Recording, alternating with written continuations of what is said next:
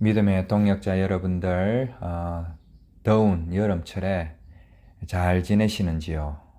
네, 조금 오랜만에 신앙과 신화라는 제목을 가지고 내가 산을 향하여 눈을 들리라. 나의 도움이 어디서 올까? 나의 도움은 천지를 지으신 여호와에게서로다. 시편 121편 1절에서 2절 말씀을 가지고 말씀을 잠깐 나누어 보도록 하겠습니다. 한국이 며칠 전까지만 해도 홍수 때문에 어려움을 많이 겪었죠. 지금도 아마 수해 복구에 여념이 없을 것이라 생각이 됩니다.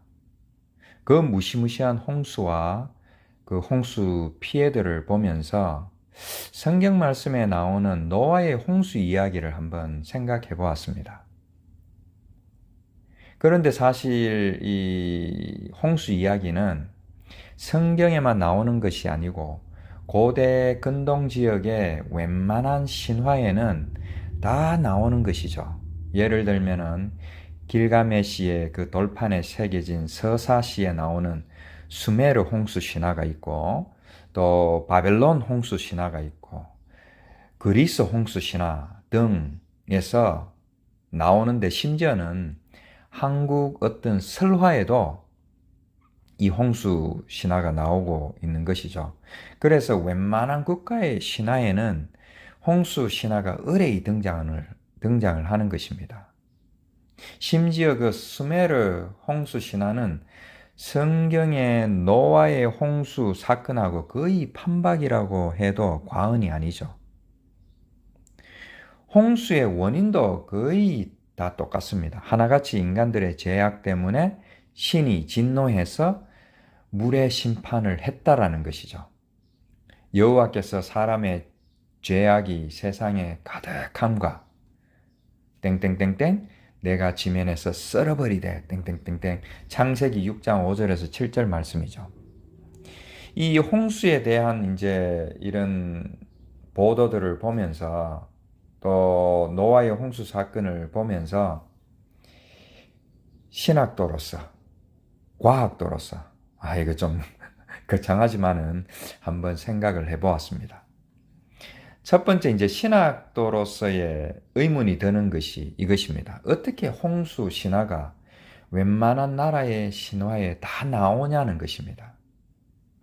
노아의 홍수와 방주 이야기는 저는 얼핏 성경에만 있어야 된다라고 생각을 했던 것이죠. 그래야지 목회자들이 말씀을 전할 때에 그 인간들의 죄악 때문에 하나님께서 물에 심판을 하시는데 그때 다 죽게 되었을 때에 방주이신 예수님이나 교회로 피해서 이렇게 구원을 받는다라는 어떤 구속사적인 메시지가 항상 거기에 있었던 것이죠.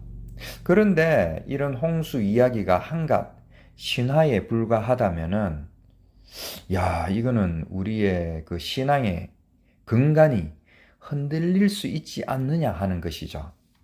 이제 두 번째로 저는 과학을 전공했으니까 과학을 전공한 사람으로서 이제 드는 생각이 여러 신화에 등장하는 홍수 신화가 어쩌면은 사실일지도 모른다라는 것이죠. 왜냐하면은 많은 과학자들이 여러 가지로 연구하고 청량하고 고정을 한 결과 지구의 자전축이 조금 기울어진 것이 조금씩 변하기도 하고 또 지구가 이제 스스로 이제 이렇게 회전하는 걸 자전이라고 하는데 그 자전이 4만 년을 주기로 또 이제 태양을 주위로 도는 것을 공전이라고 하죠. 그 공전은 10만 년을 주기로 그 궤도가 조금씩 변할 수 있다라는 것입니다. 다시 말해서 지구의 축이 조금이라도 변하거나 자전이나 공전의 궤도가 정말 조금이라도 변하게 되어서 태양으로부터 오는 그 복사열이 지구의 표면에 조금이라도 변화가 일어난다면은 예를 들어서 지구가 조금만 조금만 태양으로부터 멀게 돈다면은 지구 전체가 꽁꽁 얼어붙게 된다라는 것이죠.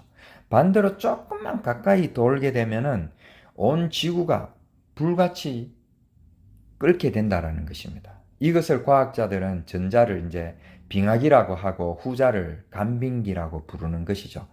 그래서 과학자들은 지금 현재는 어떤 상태냐 하면은 대략 한 11만 년 전에 시작한 빙하기가 1만 년 전쯤, 한 1만 2천 년 전쯤에 이제 끝이 났다라는 것이죠. 그리고 이제는 이 간빙기가 시작이 되는데 이제 점점 지구가 더워진다라는 것입니다. 그래서 지구는 앞으로 한 4, 5만 년 동안은 정점에 이를 때까지는 점점 더 뜨거워지고 있는 중이라는 것입니다. 물론 뭐 탄소나 뭐 이런 그 공해 때문에 지구 온난화의 영향도 있을 수 있지만은 이 지구의 그 자전과 공전의 그 궤도의 이 변화가 조금은 더 근본적인 문제라는 것이 대부분의 그 과학자들의 견해가 되는 것입니다. 그래서 여기서 눈여겨볼 것은 과연 그렇다면 과학자들의 주장이 맞다면은 그 빙하기에서 간빙기로 가는 초창기에 빙하가 많이 녹았을 가능성이 많죠. 그래서 그 녹은 빙하가 물이 되어서 실제로 온 세상이 홍수로 뒤덮였을 가능성이 얼마든지 있다라는 것이죠. 그래서 그것을 경험한 오래전의 사람들은 이제 그 후손들에게 구전으로 이것을 계속 전달하다 보니까 그것들이 모티브가 되어서 웬만한 나라나 민족의 신화에서 홍수 신화가 생성된 것이 아닌가 하는 합리적인 의심을 가질 수가 있는 것입니다. 이로 말미암아 그때의 세상은 물이 넘침으로 멸망하였으되 이제 하늘과 땅은 그 동일한 말씀으로 불사르기 위하여 보호되신 바 경건하지 않은 사람들의 심판과 멸망의 날까지 보존하여 두신 것이라. 베드로전서 3장 6절에서 7절 말씀인데, 성경은 우리가 알다시피 이제 물의 심판이 있고 난 다음에 불의 심판이 있을 것이라는 것이죠.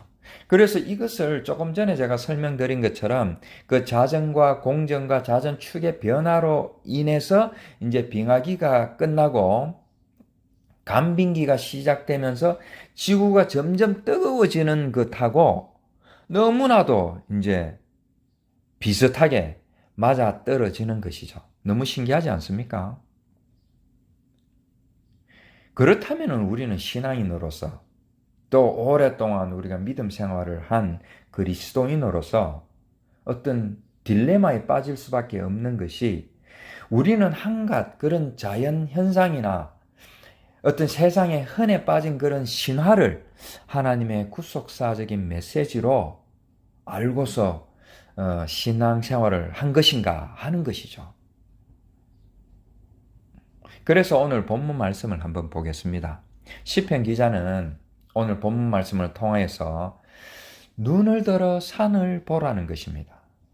성경에 나오는 산들은 대부분 하나님을 만나는 장소로 묘사가 되는 것이죠. 예를 들면 모세의 어떤 시내산이라든지 베드로의 변화산처럼 말입니다.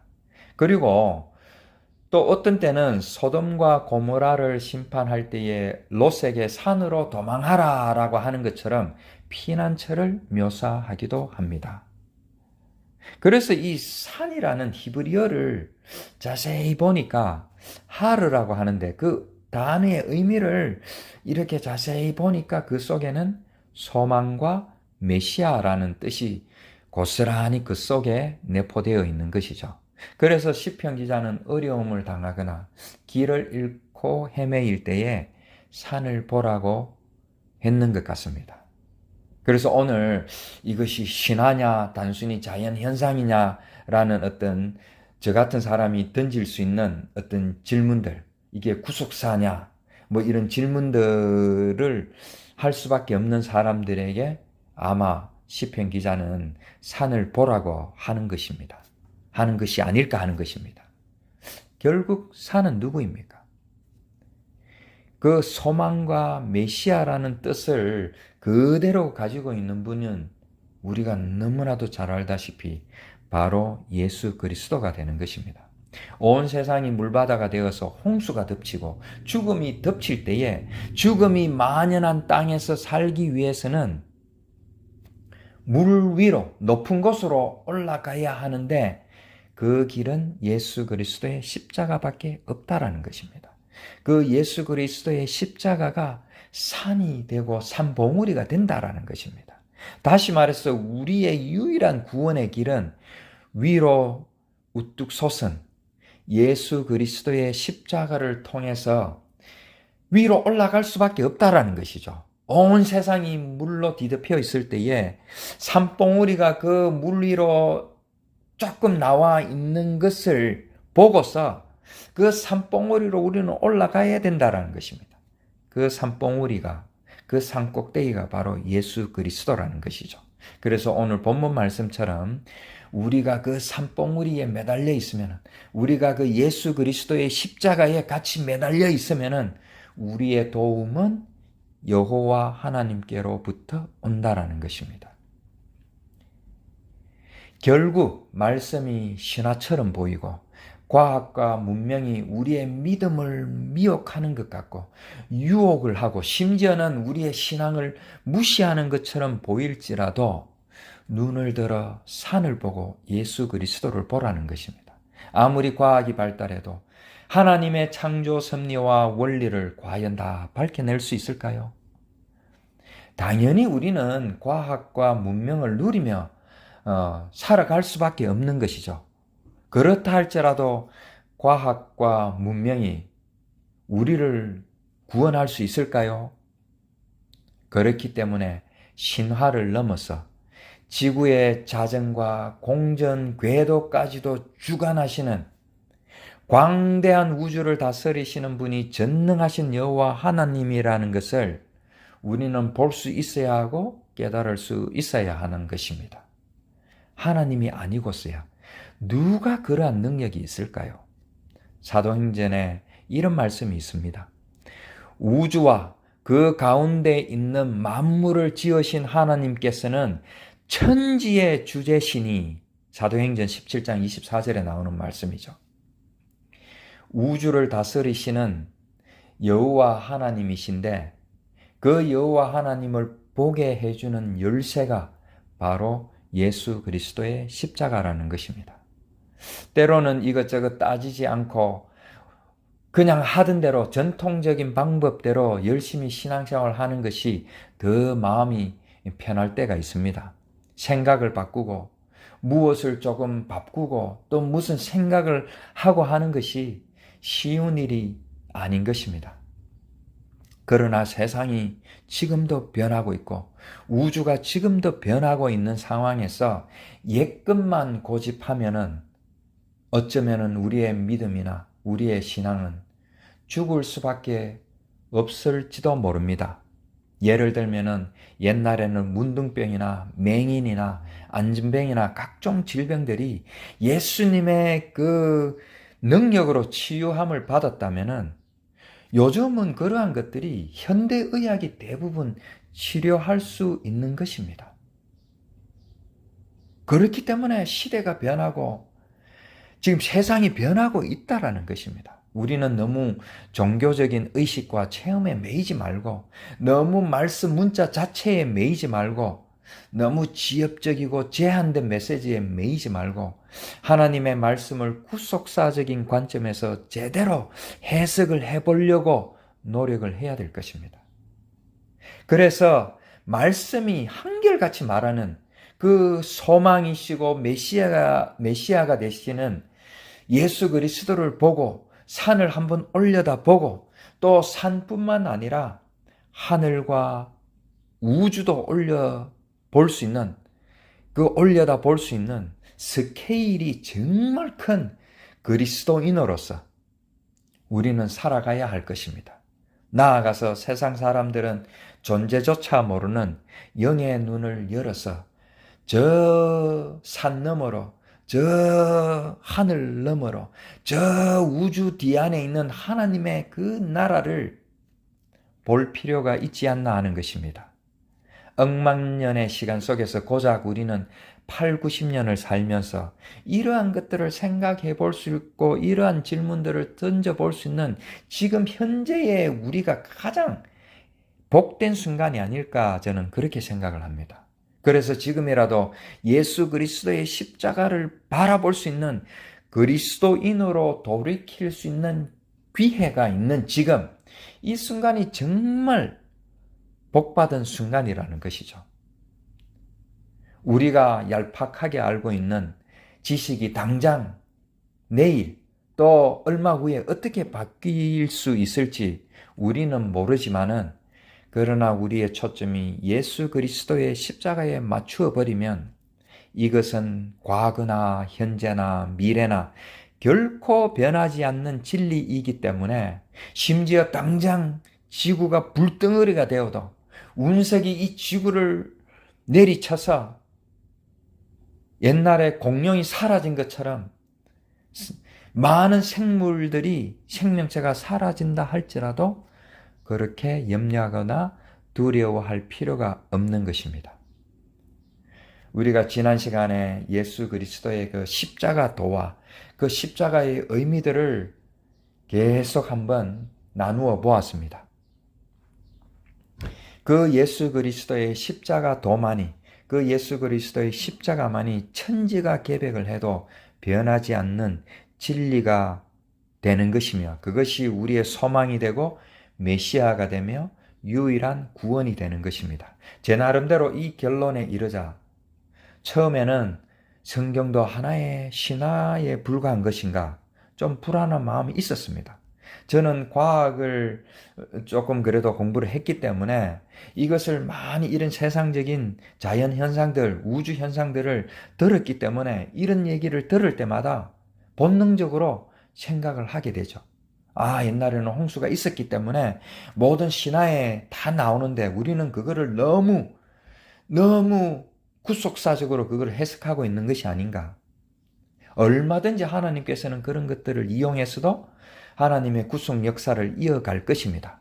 그러나 저는 얄팍한 저의 지식으로 그런 불안함이 있었지만은 이제는 그것들이 완전히 사라지고 신앙과 신화나 자연현상은 서로 충돌되는 것이 아니라 결국 이 모든 것이 하나님의 거대한 구속 역사 앞에서 한갓 본보기 밖에 되지 않는다라는 것을 깨달을 수 있게 된 것입니다.